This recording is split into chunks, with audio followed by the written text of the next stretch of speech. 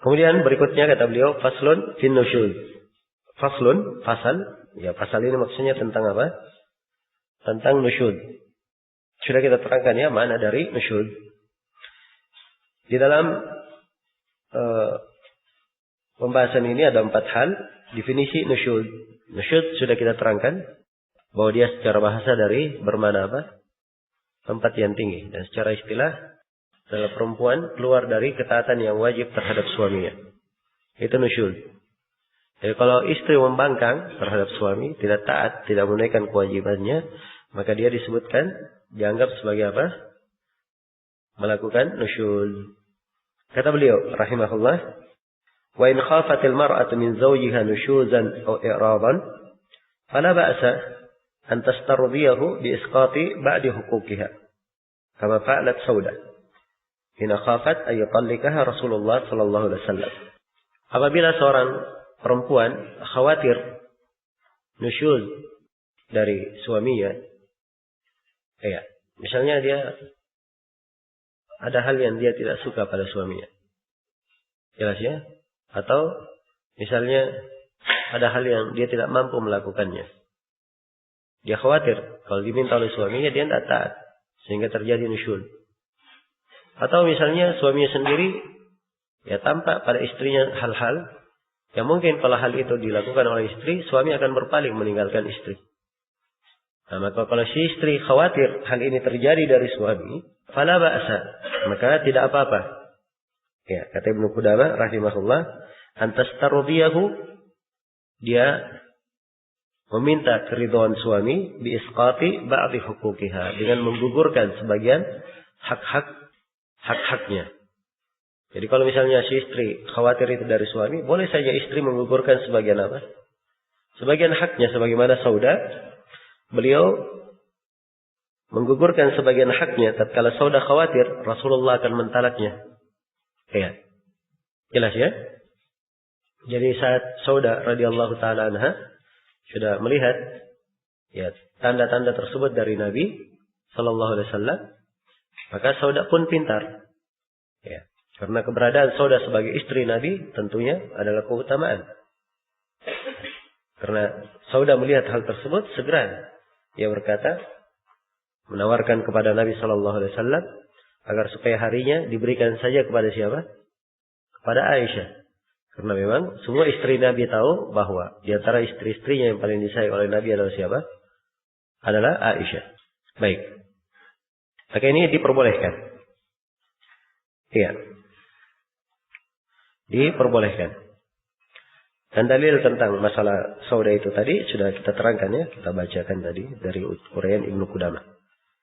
Kemudian kata Ibnu Qudamah rahimahullah, baik. Dan tentang nusyuz ini sebelum saya baca kelanjutan ucapan beliau, tentang nusyuz itu disebutkan hal yang diterangkan oleh Ibnu Qudamah ini di dalam Al-Qur'anul Karim. Ketentuannya di surah Nisa ya, ayat 128. Allah Subhanahu wa taala berfirman, "Wa in imra'atun khafat min ba'liha nusyuzan aw i'rada, fala junaka 'alaihima ay yusliha bainahuma sulha."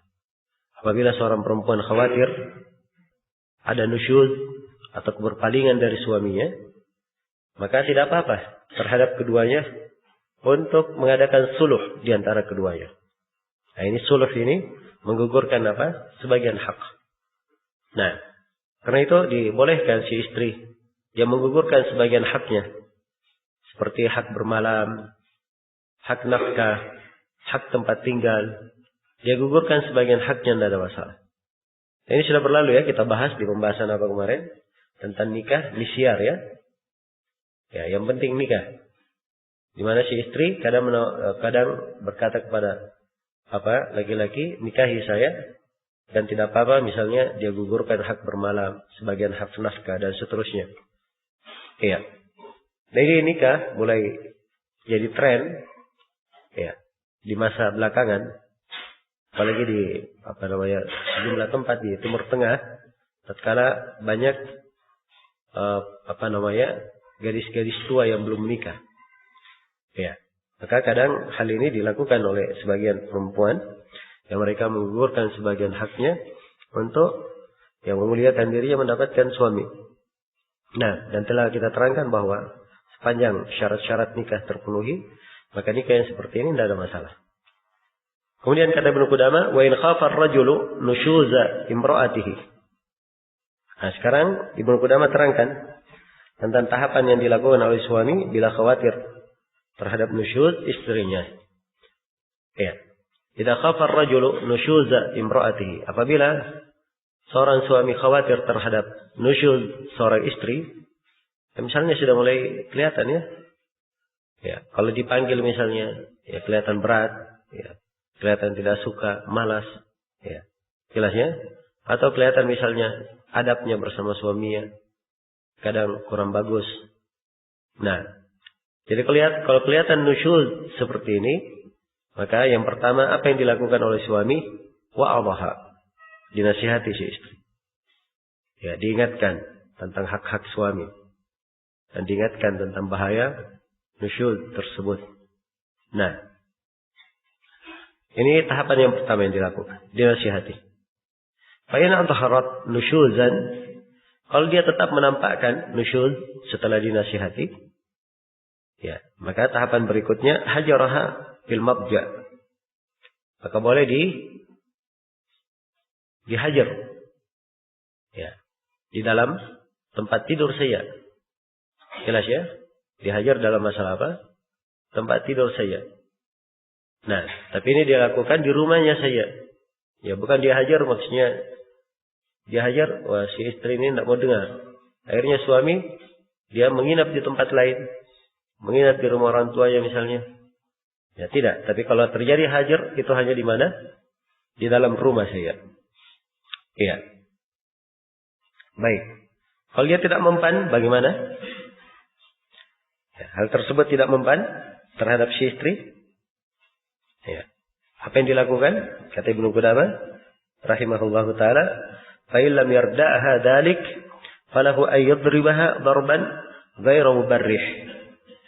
Ya, kalau ternyata dihajar bisa ranjang, hal tersebut tidak membuat istri berubah, ya, tertahan dari perbuatan kelirunya, maka suami boleh memukulnya. Tapi pukulan yang gairu mubarrih. Maksudnya pukulan yang membuat dia merasakan sakit, ya, mengambil pelajaran dari pukulan tersebut, tapi pukulan yang tidak menyebabkan patahnya tulang, ya, tidak menyebabkan ada bagian dari badan yang melepuh, ya, atau ada bagian dari badan yang luka. Jelas ya? Pukulan yang membuat dia membuat dia jerah. Nah, seperti sebagian suami kalau sudah marah pada istrinya, keluar semua jurus silatnya. Karena memukul dengan tenaga yang paling full yang dia miliki. Ini tidak benar. Ya. Tidak dibenarkan. Jadi dipukul ghairu mubarrih. Pukulan yang tidak terlalu tidak membuat dia terluka atau yang semisal dengan itu. Baik. Kemudian kata Ibnu Qudamah, wa in khifa asyiqaqu bainahuma. Kalau dikhawatirkan, ya, akan terpisah antara keduanya, tidak bisa diperbaiki keadaan kedua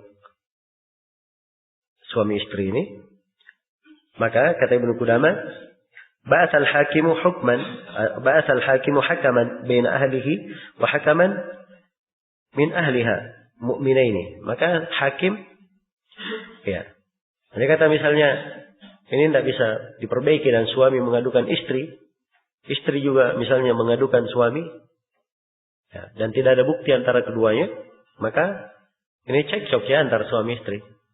Maka si qadhi mengirim seorang hakam dari keluarga suami dan hakam dari keluarga siapa? Istri. Ada wakilnya masing-masing. Ya. Dari keluarga suami dan keluarga keluarga istri. Ada wakilnya masing-masing. Ma'munaini, dua orang yang terpercaya. Di sini tertulis ma'munaini. Tidak panjang ya, di setelah mim itu harusnya tambah waw lagi. Ya, ma'munaini, bukan. Nah, diperbaiki ya harokat tulisannya. Ma'munaini. Hamzanya harusnya ditulis di atas alif. Kemudian setelah mim ada waw. Ma'munaini. Ya, ada dua orang yang terpercaya. Hakam sebagai hakim, ya, perwakilan dari keluarga masing-masing. Nah, didudukkan. Ya yatami'ani, mereka berkumpul. Ya, didudukkan. Ya jama'ani in ra'aya wa yufarriqani. Maka dari dua hakam ini ada pihak istri, pihak suami, semuanya duduk. Mereka berdua yang menentukan. Oh, ini kalian bersatu saja, tetap sama. Atau keduanya berpendapat ini kalian memang nggak bisa ketemu lagi. Ya. Jadi apa yang ditentukan oleh hakam ini, fama fa'ala min dzalika lazimahuma. Ya, dua hakam ini menentukan sesuatu, maka itu yang mesti dilakukan oleh suami dan suami dan istri. Dan ini semuanya tahapan-tahapan yang disebut oleh Ibnu Qudamah ini diterangkan dalam dua ayat ya dalam Al-Quran. Di surah Nisa ayat 34 dengan 35. Allah Subhanahu wa taala berfirman, "Wallati takhafuna nushuzahunna fa'idhuhunna wahjuruhunna fil madaji' wadribuhunna. Fa in ata'nakum fala tabghu 'alayhinna sabila. Innallaha kana 'aliyan kabira. Wa in khiftum shiqaqa bainihima fab'athu hakaman min ahlihi wa hakaman min ahliha yurida islaha yuwaffiqillahu bainahuma. Innallaha kana 'aliman khabira."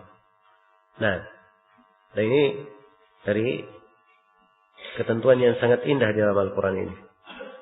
Dikatakan apabila kalian mengkhawatirkan dari istri-istri itu mereka melakukan nusyuz, maka nasihatilah mereka. Ini tahapan pertama ya, nasihat. Wahjuruhunna fil madaji'. Bisalah ranjang, bisalah tempat tidur, ya, dari mereka. Ini sudah kita terangkan ya bahwa ini bisa tempat tidur di mana? Di rumah saja. Wadribuhunna, dan pukullah mereka. Nah, ini tahapan yang ketiga. Fa in ata'nakum fala tabghu 'alayhinna sabila.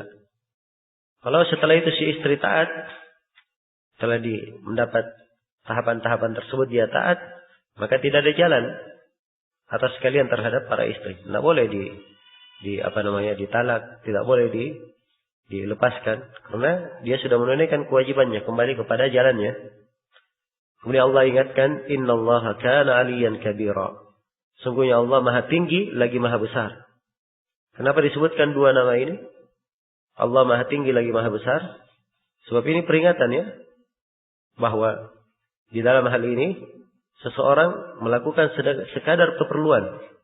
Jangan berlaku zalim dan melampaui batas. Karena dia berlaku zalim dan melampaui batas, Allah maha besar lagi maha tinggi. Allah lebih mampu lagi membalas dia dengan hal yang dia lakukan. Ini peringatannya dengan disebutkannya dua nama yang agung ini. Ya. Kemudian di ayat setelahnya, wa in khiftum shiqaqa bainihima.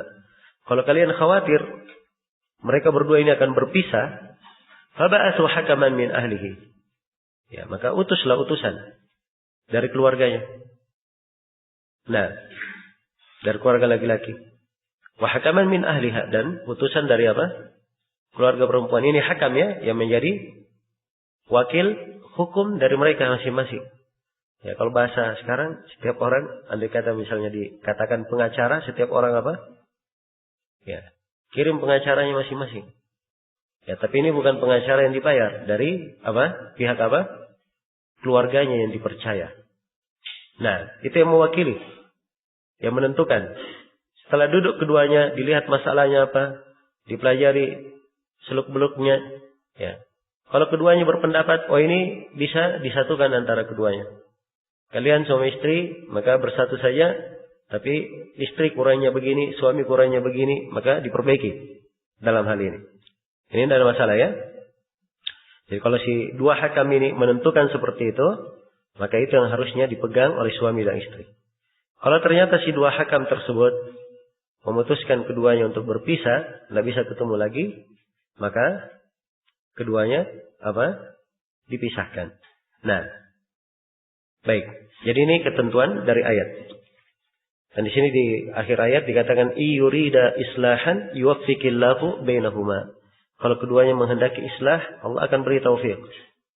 Ya. Ini menunjukkan bahwa niat punya pengaruh yang besar di dalam hal ini. Kalau memang keikhlasan, mereka mau untuk islah, Allah akan berikan taufik di dalam hal tersebut. Innallaha kana aliman khabira. Sungguhnya Allah Maha mengetahui lagi Maha khabir. Baik, selesai sudah ya pembahasan ini. Ya. Kemudian dengan ini selesai hal-hal yang berkaitan dengan hukum-hukum nikah.